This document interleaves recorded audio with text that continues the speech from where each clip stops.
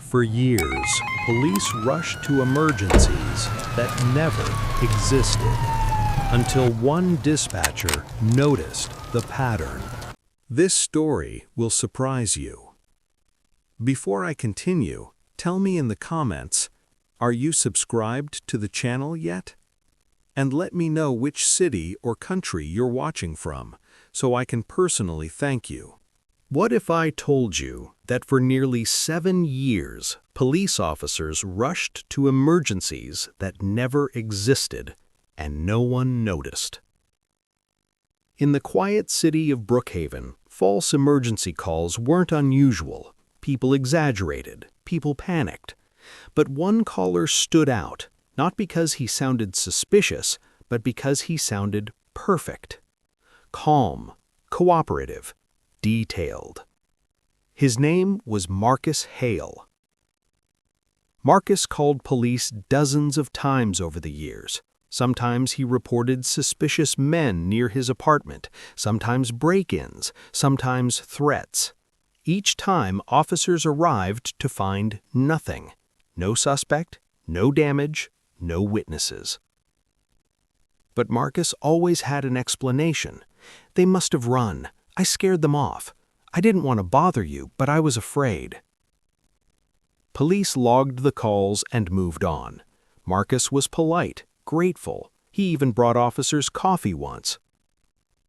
What no one realized was that Marcus wasn't confused. He wasn't paranoid.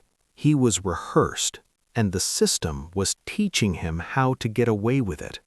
By 2018, Brookhaven's Emergency Dispatch Center was understaffed and overworked. Calls blurred together, voices faded into routine, except one. Dispatcher Lena Ortiz had been on the job for 9 years. She didn't remember every caller, but she remembered patterns. And one night, while logging a report of suspicious activity, she froze. The voice on the line was calm, almost practiced. He described a man near his car, gave exact clothing colors, exact time estimates, exact directions. Too exact. Lena checked the caller ID. Marcus Hale. Her stomach tightened. She remembered his name, not consciously, but instinctively. She'd heard him before, many times.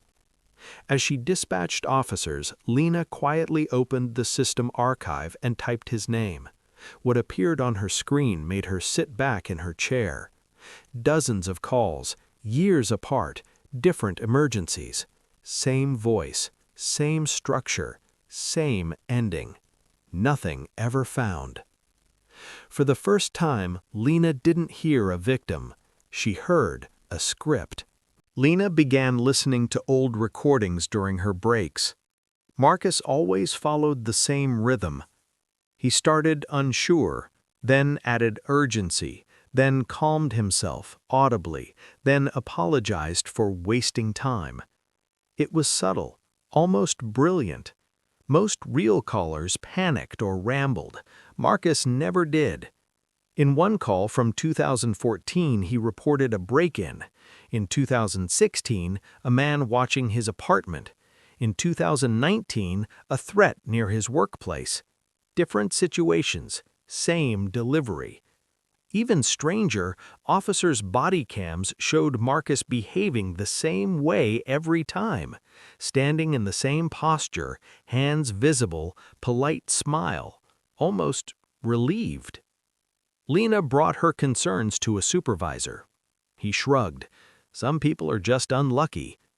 But Lena knew luck didn't explain rehearsal, and it didn't explain why Marcus only called when he was alone, never when friends were present, never when cameras were nearby. She began flagging his calls, quietly, because if she was wrong, she'd ruin an innocent man, but if she was right, someone was abusing the system designed to save lives. Everything changed on a rainy Tuesday night. Marcus called again.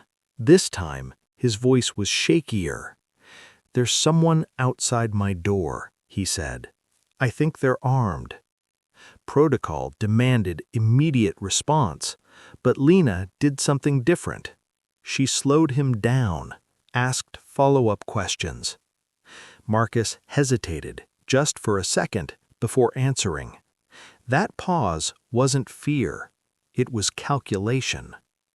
Officers arrived in force, weapons drawn, building locked down, neighbors evacuated.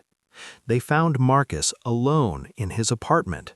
No footsteps, no weapon, no signs of forced entry. Again. But this time, something else happened. A complaint was made. A neighbor complained that police had shown up like this before, always for Marcus. That complaint triggered an internal review, and suddenly, Lena wasn't alone anymore. Internal Affairs requested call logs, years of them. Analysts mapped Marcus's reports on a timeline. Something disturbing appeared. Every call occurred during personal stress events, job warnings, breakups, legal notices, eviction threats. Marcus wasn't reporting danger, he was creating it. Each call brought him sympathy, authority presence, control. Psychologists consulted on the case identified it as a form of crisis fabrication, using emergency systems to regulate emotional distress, but that didn't make it harmless. Every false call diverted resources, delayed real emergencies, put officers and civilians at risk. Lena listened as detectives played back one final recording. Marcus thanking officers, smiling, safe. The room was silent, because now they understood something chilling. Marcus never wanted help. He wanted response. Police arrested Marcus quietly. No sirens, no confrontation. When informed of the charges, he didn't resist. He nodded, almost relieved. During interrogation, Marcus admitted everything.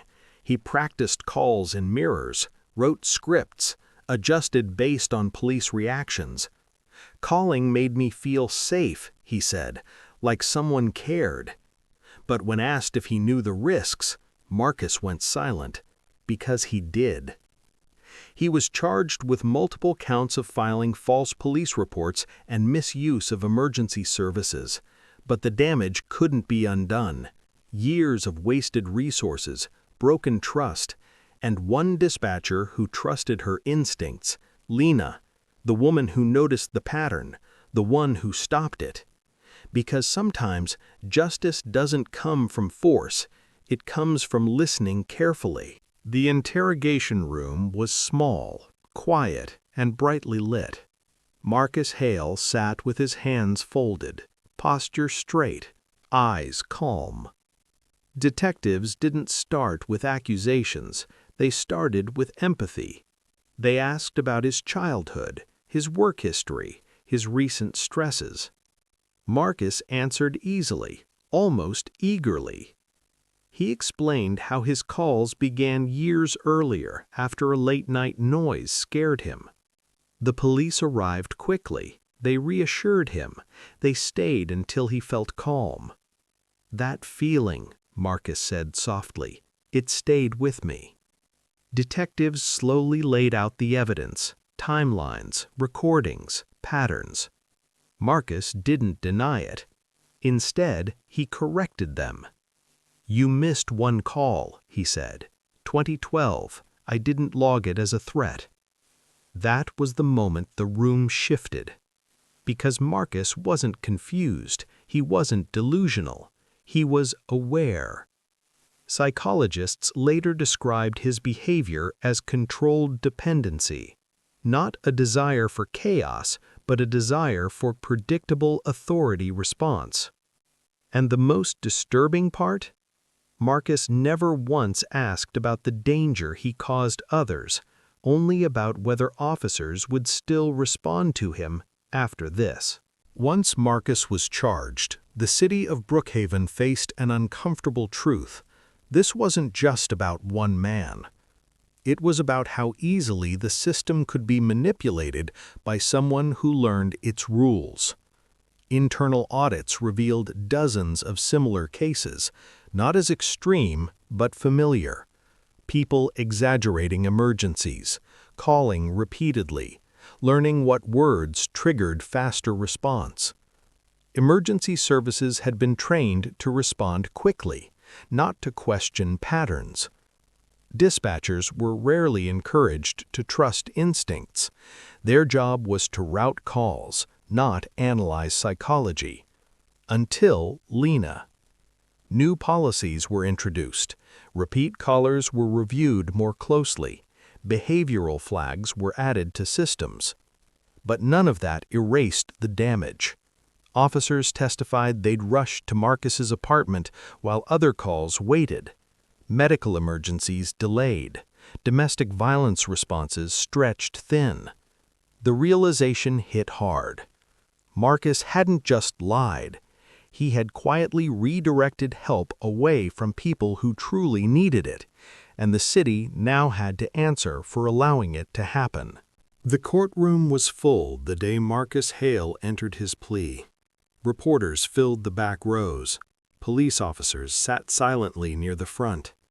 The prosecution played recordings of Marcus's calls, one after another. The calm voice, the detailed descriptions, the polite gratitude. Then they played body cam footage. Marcus smiling, shaking hands, thanking officers for keeping him safe. The defense argued mental health. They described loneliness, anxiety, a lack of support systems. But when Lena Ortiz took the stand, the tone changed. She explained how patterns worked, how repetition revealed intention, how instinct matters when technology fails. She didn't attack Marcus, she simply described the risk. Every time he called, she said, someone else waited longer. The room went quiet, because suddenly this wasn't about lies, it was about consequences, and the jury understood that clearly. After 2 days of deliberation, the jury returned. Marcus stood. He was found guilty on multiple counts of filing false police reports and misuse of emergency services. But the sentence wasn't what most expected. Instead of maximum prison time, the judge ordered a structured sentence: mandatory incarceration, psychological treatment, permanent restrictions on emergency call access. The judge spoke directly to Marcus. "You weren't confused," she said. "You were comfortable." She explained that emergency systems rely on trust, and once broken, that trust is hard to rebuild. Marcus nodded slowly.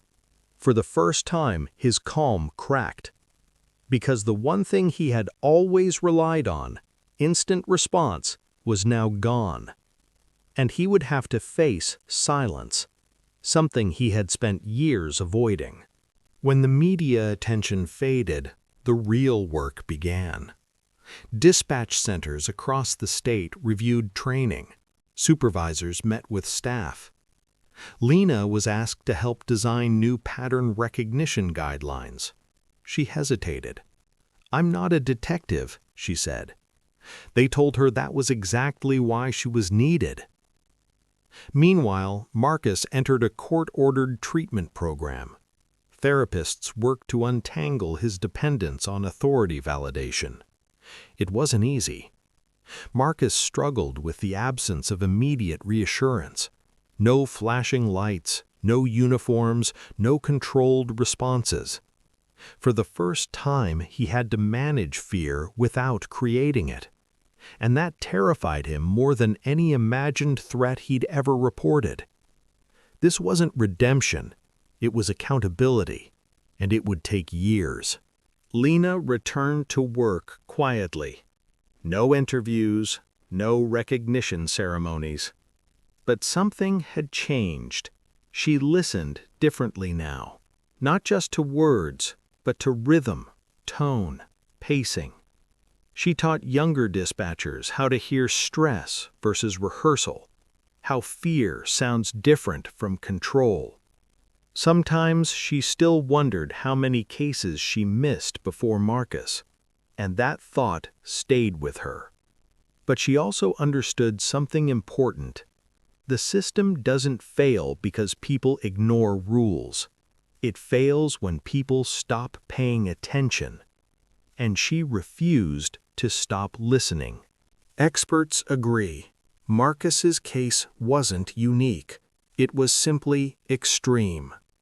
Modern emergency systems are fast, but speed creates blind spots. Repeat callers can blend in. Patterns can hide in plain sight. False reports don't always come from malice. Sometimes they come from fear, loneliness, desire for control. And without training, those motivations go unnoticed. That's why this story matters, because it's not about one man. It's about how easily trust can be exploited, and how quietly. And unless people like Lena speak up, it will happen again. This case left Brookhaven with a lesson it won't forget. Emergency systems are human systems. They depend on empathy, but also awareness, trust, but also accountability. Marcus taught investigators how manipulation doesn't always look dangerous. Sometimes it looks polite, sometimes it says thank you, and sometimes it sounds calm.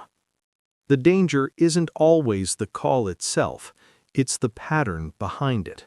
Years later, Lena still remembers Marcus's voice, not with anger, but with clarity. She wonders who else might be practicing words in a mirror, who might be learning the system right now. Because emergency lines don't just connect people to help, they connect people to trust. And once that trust is broken, everyone pays the price.